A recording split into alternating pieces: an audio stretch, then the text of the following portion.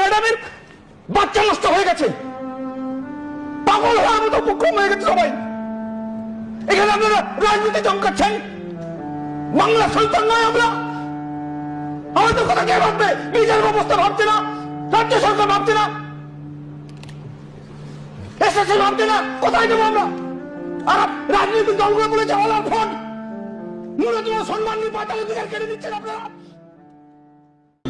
শিক্ষক খাই লাথি, কবি গুরুর দুই আখি, দেশটা শালা চুলোই যাক, আমি তো বেশ আছি।